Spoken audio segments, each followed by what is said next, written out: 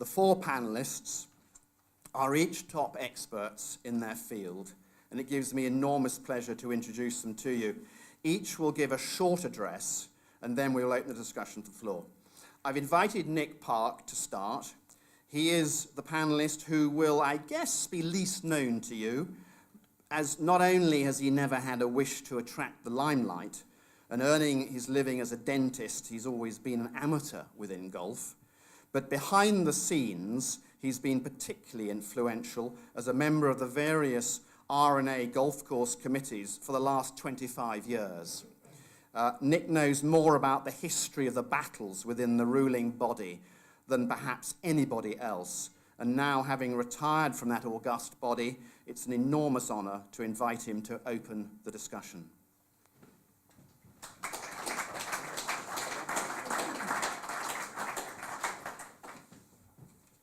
Ladies and gentlemen, Lorne, thank you very much indeed for those kind words. And perhaps I might thank you also for your enthusiasm in putting on such a good day. And of course to the board and members of Temple Golf Club for allowing us to see and experience this shining example of fine golf, which is no accident, but the result of much hard work over many years.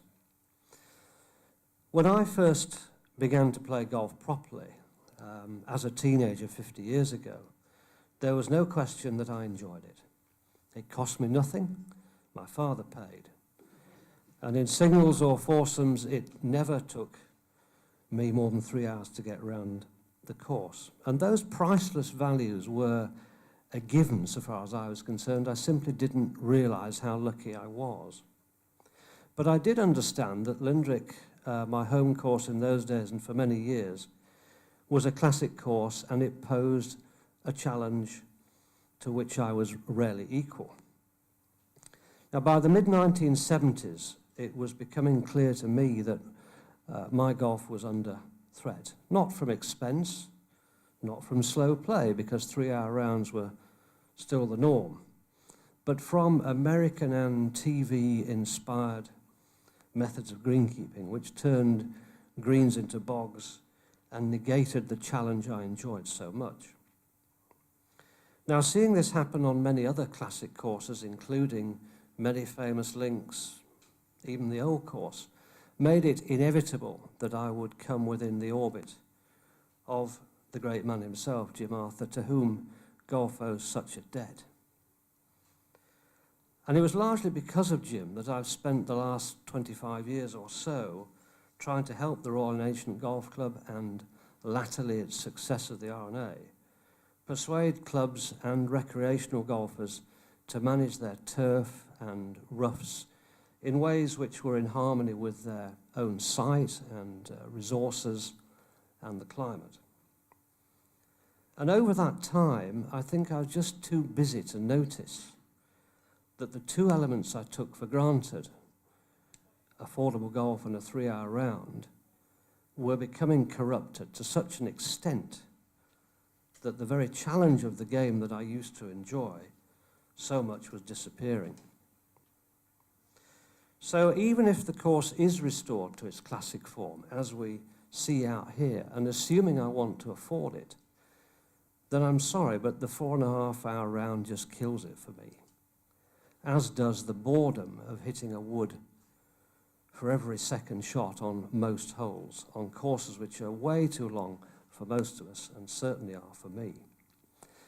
So the question which Lorne poses, how can the running game be made more enjoyable for golfers, for me, at every club, rests on three values. Firstly, the quality of the challenge.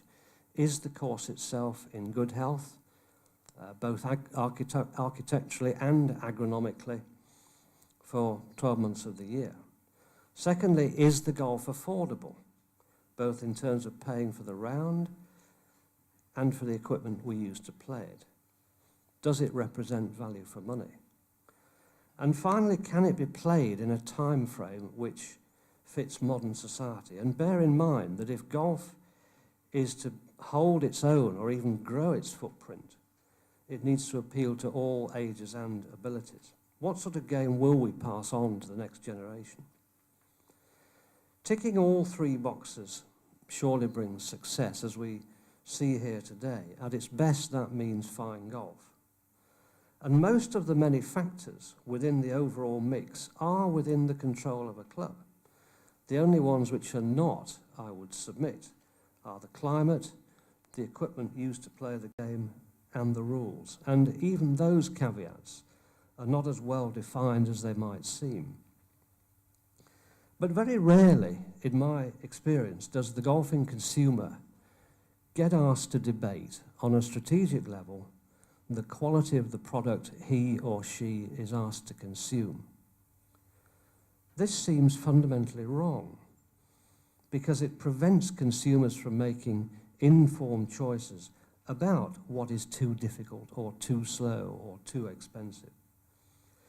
Now, I accept that some decisions need to be taken behind closed doors in committee rooms, but public debate on issues which affect all recreational golfers should surely be encouraged.